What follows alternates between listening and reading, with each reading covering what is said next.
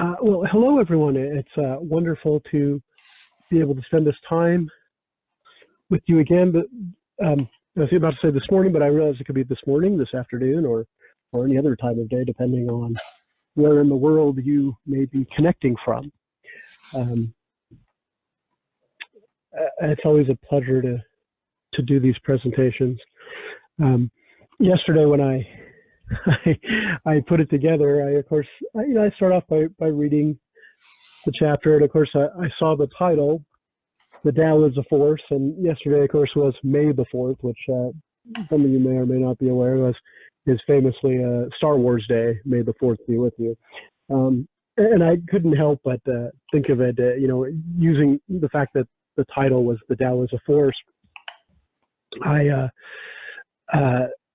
couldn't help but think of Star Wars, and so hence my subtitle, which is sort of a play on words on something from Star Wars. Rather than "the Force is with us," it is within us. And so I couldn't help but think of Star Wars when I read it. But of course, Derek, actually being very disciplined that he is, did not make any Star Wars reference in this chapter. And of course, it is the Tao as a force, not the Tao as the force. So, but it is interesting because the second thing I thought of course, I thought of physical forces themselves. And I'll talk about that very briefly as the presentation rolls along. Because those are important too, but obviously there's a different kind of force at the heart of things that Derek is referencing here. But before getting into all that, I'm just going to do a review of day 48, which of course was true mastery. And we talked about how true mastery of Tao cultivation or Tao spirituality, if you wish. We talked about how in reality there's nothing really that complicated about true mastery. But let's face it, as I said last week, we humans have a way of complicating even the simplest ideas sometimes to total complexity. And the obvious example I gave, which doesn't completely hit the nail on the head, but it's somewhat of a reference to it, is that often we see that this can be done until a subject can lose all of its meaning. And a good example of that is when a child pushes the why question until the answer reaches the point where it loses all meaning. And not only to the child asking it, but to the person trying to explain whatever the thing is. And of course, there's many things we do actually have the answers to, but often they're beyond where the child would be able to comprehend anyway. So explaining it is silly in a way, but it is true that we tend to complicate things, and a lot of that is because we're somewhere else. We're either oftentimes trapped in the past or worried about the future. That's a reality that we humans tend to be. The reality of being, of course, the joy kind of always is in the present moment, which I think many people, including myself, frankly, miss a lot of the time. And doing what we do and only focusing on what that is, whatever that task is of course, it's easier said than done. When you find yourself worried about the future or fretting about the past, it's hard to stop the thoughts, emotions, and feelings that go along with that. And it's funny, when you talk about thoughts, emotions, and feelings, you really are talking about spirituality and those non-tangible things or intangible things that it comprises. Because we all have a spiritual component, and I think in many ways it can be very easy to overlook it. You can get very mired into your mental life, the mental component, the mind, or even into the very physical components of things. You can get very stuck in those two realms, and easily it's easy to ignore that this third component, which in many ways is, I don't want to say because it's a balance, but it's a very important part of everything, and it has the power to influence the energy and force of your life in all aspects, physical, mental, and so forth, and having those things in balance. And so, in talking about it from a practical standpoint, the key with almost all Tao teachings really is to cultivate the virtues of calmness, awareness, and connection. Uh, when we calm ourselves, we're essentially preparing ourselves to be ready to face life simply and fully. And of course, awareness is the tool that allows us to understand what's going on, both in a physical sense and in a non-physical sense. Ideas, feelings, thoughts, all those things are very real, even though you can't nail them down to, say, a physical position in time and space necessarily. And what we sort of said, or what I summed it up with, was, if we can diligently work to cultivate those virtues simultaneously, really, you connect to this great Tao, this underlying force, if you will, behind all forces, and behind both the physical and the non-physical. We'll be able to do the simple things of life, like eating when we eat and sleeping when we sleep, and of course, to do all the things in between those simple tasks as well. Because when you come down to it, human existence is what we do every day. We get up and do the physical work of life, or the play, so to speak, depending on how you look at it. It is a matter of simplicity, really. Focusing on what you're doing when you're doing it, knowing what you just did, and knowing what you're about to do. Those really are quite simple things, but it is easy to get it wrong when you don't have everything in balance, spiritually, mentally, physically. All those things have to be in proper balance. And that's what Tao cultivation ultimately is. When you're cultivated at a high level, it's having those things in balance all the time, or at least a significant portion of the time. So there's the little review of day 48. Now, of course, on to day 49.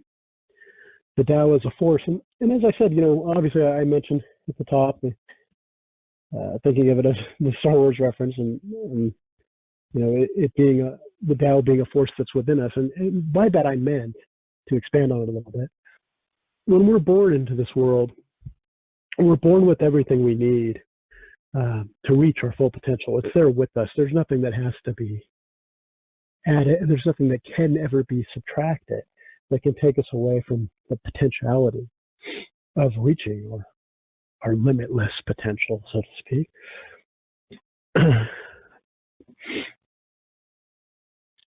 And that of course isn't something I can prove. I don't think anyone could ever prove it, frankly, in any scientific way that's true. And it's just something I feel I know, even when I'm sometimes in a bad place, which I think all of us probably undoubtedly have experienced sometimes. That can happen.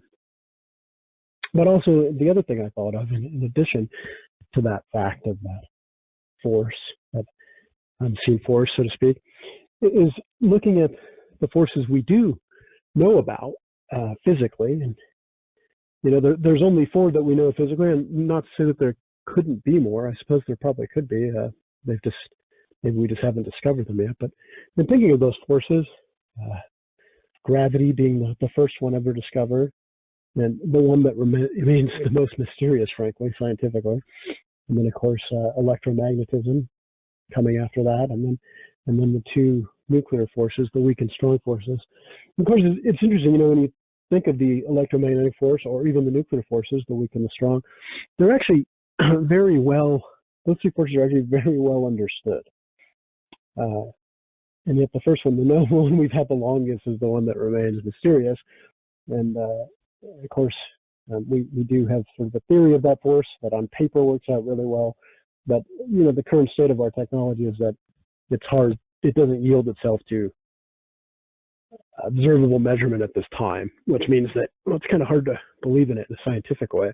And yet it remains our best hope of unifying those physical forces, which is interesting. But that's certainly not the force that we're talking about. And yet those physical forces, of course, are very real and very significant and very important to what goes on here And life, having those forces balanced on this planet the way that they are, makes our form of life possible. And so they are important, but of course, there's more to it. And as Derek states in the first sentence of this chapter, he says, ordinary perception sees objects as objects, but the perception of the Tao sees far more.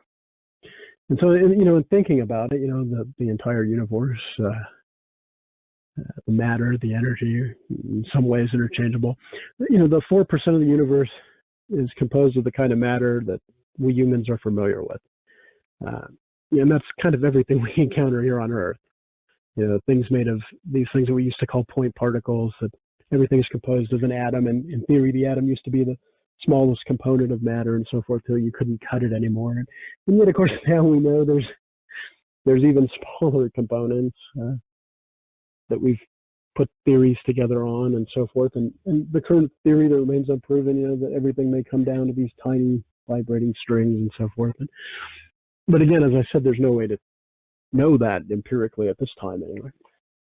And in a sense, though, all matter, even inanimate matter, in a way, is composed of energy when you think about it. I mean, even a rock, if you break it down to the atoms that it's composed of, there's a lot of activity going on with those things. Something like a rock may have a very low frequency, so to speak, but at the atomic level, things are going along in a rather seemingly chaotic way, in a way. And then, of course, when you start to fold biology into the picture, it can get even more interesting. Derek sort of gave the example of a tree, and how in a way, you can look at a tree as a sort of large entity. It can be still. Even when it moves, you can say, well, it's really the wind that's moving in and so forth. But, if the tree is alive, or even if it's not alive and it's decomposing, but particularly if it's alive, there's a lot of processes going on that, you look at it, you may not, they're obviously not readily observable, but we know from what we know that those things are going on, that there's functions in a tree that are so basic to life that those same functions go on within us. Because, one thing that evolutionary theory has taught us, if you go back far enough, you can find a common ancestor with any living thing, even a plant or a tree. It's just a matter of how far back you can go. But those some processes are so fundamental to physical life that we share them, even with that tree. And all of those things are important, but just as those physical processes aren't readily available to see or discover, even though we have discovered them over a time through a series of pieces of knowledge that sort of stand on top of each other. Even those physical processes aren't readily available to see, and we know they exist. We can test them and so forth. But the force that we're talking about here, of course, is more of a spiritual force that doesn't yield itself to any real testing. So, in a way, everything kind of comes down to energy. And of course, this energy is the essence not only of us, but of every other living being on the planet as well. And over the centuries, humans have come to understand more and more about the physical components of matter and the energy contained within it. But, when I think of the Tao, it's sort of that unseen force that not only is behind all of the physical forces that we do know about, but it's also behind every thought, idea, and feeling. In other words, every spiritual component of things.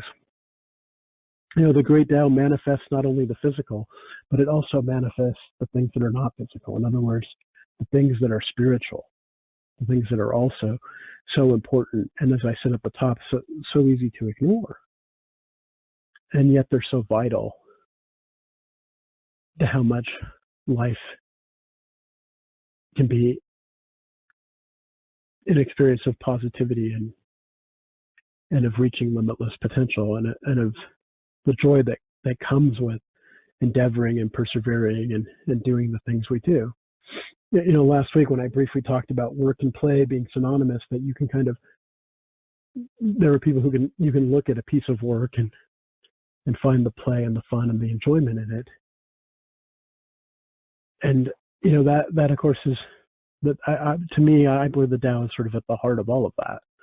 The understanding that those unseen forces and how they move through your lives, being able to recognize them and see them,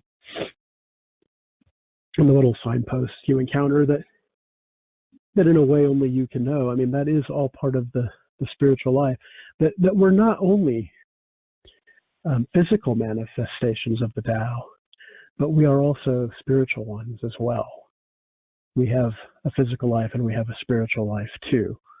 That's equally important, maybe even more so important.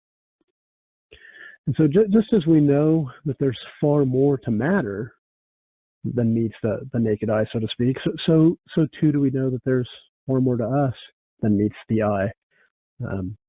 The tangible aspects of organic and inorganic matter are real and very important to us, but the intangible aspects of the energy that composes everything, though unseen, are very real and important as well. And the words that we have, at least in English, that are so tangible to these thought processes, or these processes, I should say, are in fact thoughts, ideas, feelings. And when we experience them, of course, we know they're very real and they have an effect on the spirit. And when we can connect spiritually to the great Tao, we're able to sort of, I don't want to say direct, but allow the thoughts and ideas and feelings to move in line with the Tao itself, which is ultimately, I'm reluctant to say good thing, but it is a good thing ultimately. But it's a balanced thing, really, a balanced part of existence. And in fact, those very things, those thoughts, ideas, and feelings represent our spiritual core, our spiritual being. And we've all experienced that. I mean, I'm sure we've all had days when our spirit maybe wasn't so good, where things where spiritually we felt empty and awful. It might have been the loss of someone close to us that we loved. It might have been the loss of a thing that we were very attached to that met its inevitable end. And then, of course, we've had days where, things click, things go into place. We take things in stride and things fall into place. And those kind of days, those good days, those wonderful moments of life, those moments, represent the positive spirituality. And of course, spirituality is something to have in balance. We talk about in the Tao, you want to avoid the high highs and the low lows. Just to experience things as they are. That there's a joy in that simplicity as well. So, when we connect to our spiritual selves, we're connecting to that great Tao. When we set aside time to be aware of it, and if we, learn to look for it, learn to see it, it tends to come. And, in those moments when it so clearly has come, it's so obvious, and you say to yourself, how could I have missed it before? But, even missing it is sometimes part of what we have to go through in order to see it.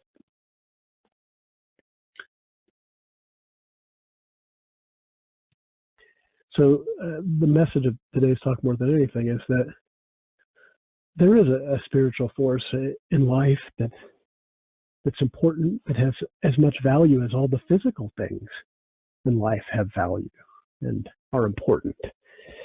And we should do our best to try to remember that. Sometimes it can be difficult.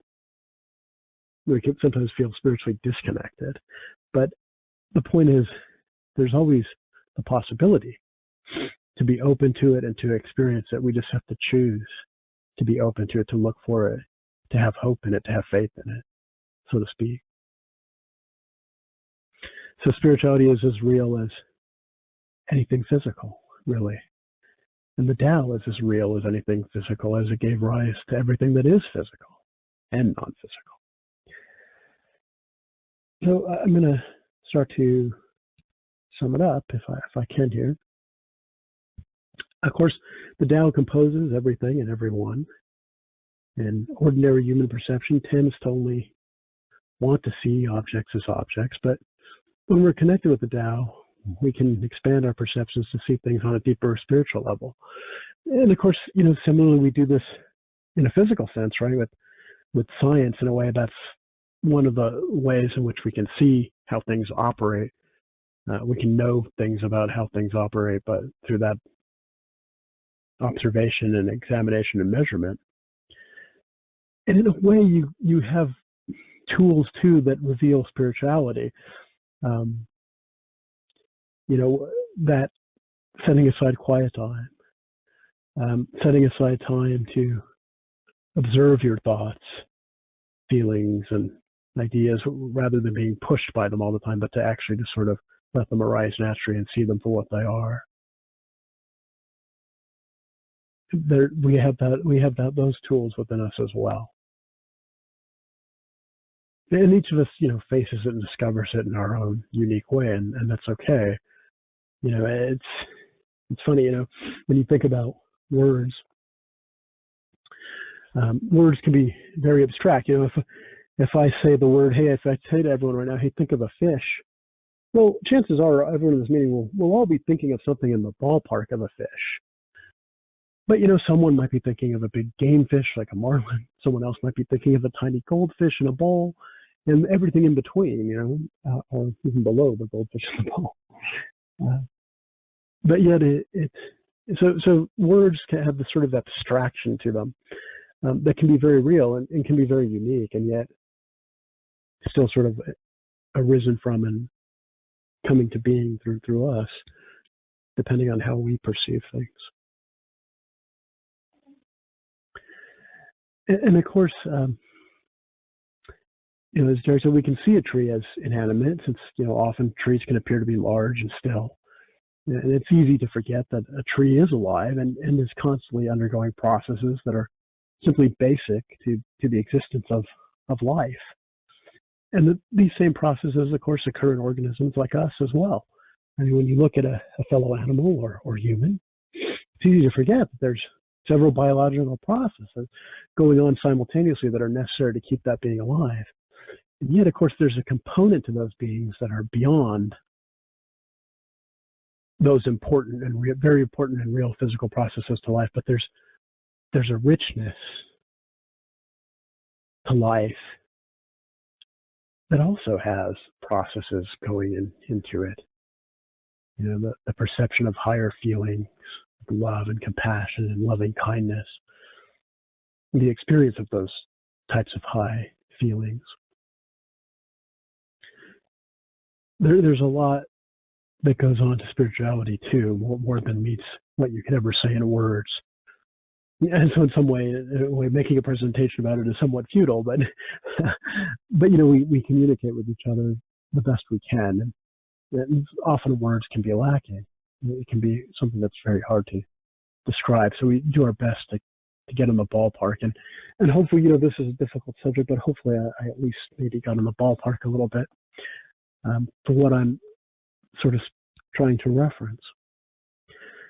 Because just as the physical components of life are more evolved than what we see, there's also a great deal more to our existence as spiritual beings.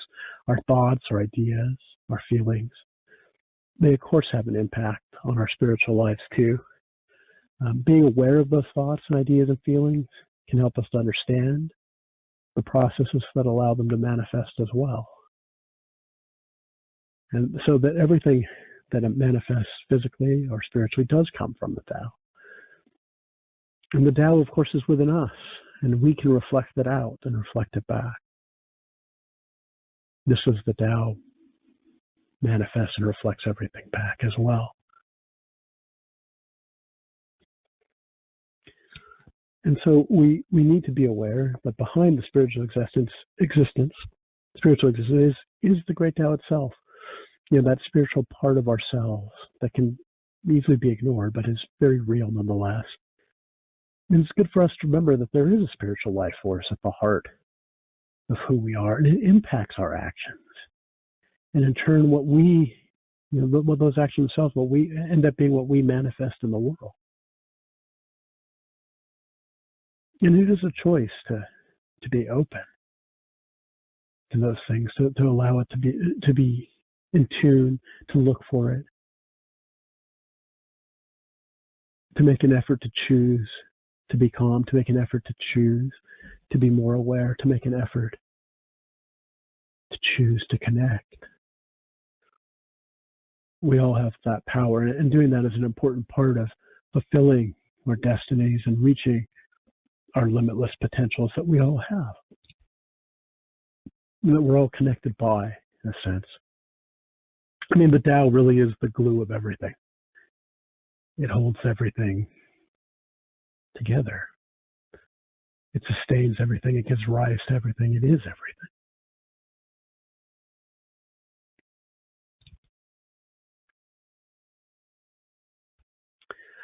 Okay, so as always, I want to end with a book recommendation. The Tao of Joy Every Day, a great book to use daily to help one study and learn the Tao teaching and put them into action. So there it was, the Tao is a force, day 49, the Tao of Joy Every Day. It is within us. So thank you all for giving me the opportunity to speak with you today. I hope I said something that was helpful, and I hope you all have a wonderful Sunday. Alex, thank you. To me, this is an astonishing coincidence today, perhaps a synchronicity. I know you didn't plan to land on day 49 for your talk today. What are the odds that right after Star Wars Day, May the 4th, you will be talking about the Force in a presentation? Yeah, it's funny. It is, and it's always funny, because there is always a pushback of sort of like, when you talk about coincidence, what is a spiritual signpost and what is this sort of a coincidence, and and of course that does come down to a matter of faith too, in a way. It's so much of the spiritual component is that way, I think. Yeah. Now, as you pointed out, the writing on day 49 says the Tao as a force. It doesn't say the Tao as the force. But I think it would probably not surprise you. It would probably not surprise anyone to know that when I wrote it up, I had in mind. It was definitely in my thoughts.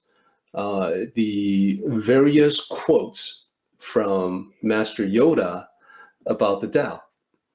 So one particular quote I'll recite to everyone, and then I think you can see the connection between a line from a movie script and this particular page from the book. It's from Empire Strikes Back, which has become part of our pop culture. It's become part of the fabric of our lives.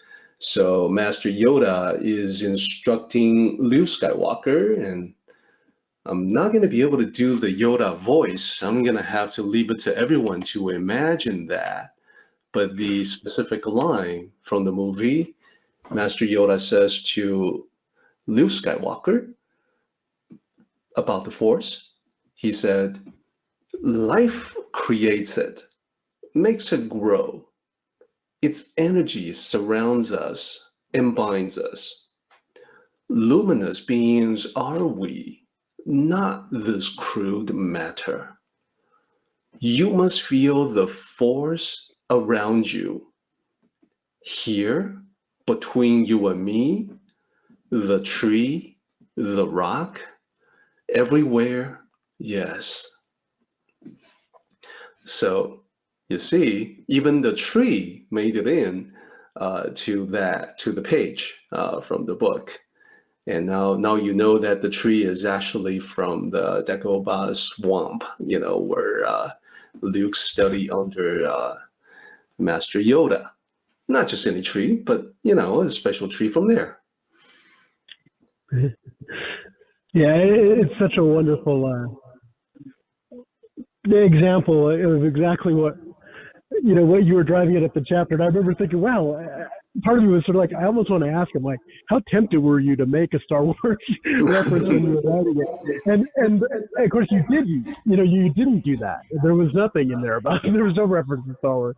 And the funny thing too, I just want to share this. I didn't mention this with the talk, but my mother knew nothing about the Tao. Um, in fact, I don't think she knew much about Eastern religion at all, frankly. And I think she had all the biases that someone who was influenced by Catholicism for many years would have, and which I had at one time. I mean, I went through 12 years of Catholic school. But believe me, there was some bias thrown in there at one time. But I remember the thing that my mother, because when I went to see every Star Wars movie I saw up until the point where she died, I was with her when I saw them, and that would have really only been through Return of the Jedi. I remember she always pointed out the deep spiritual contexts of the movie. Beyond the battles and the cool spaceships and all the things that probably excited me as a child. But she always pointed out the deep spiritualism, even though I don't even think I had been introduced to the Tao yet. But she pointed it out, and when I think back of the spiritual references she made, it was so fitting, to what really the Tao talks about. Like my mother, even though she was a staunch Catholic and everything, there was a spiritual component to her that was really spot on and was quite Tao-like in many ways, so to speak. And I remember her pointing those things out. And I often think of it, when I studied the Tao over the years, how people can sort of know the Tao, not necessarily by name, but they know the essence of it. And really that's, what this is, the fact that the Tao sort of is everywhere. There's no escaping it, really. It is everything, and it is all around. And, and then of course, though Yoda didn't say this, it's even in the matter itself to a large degree, because the Tao manifests that as well.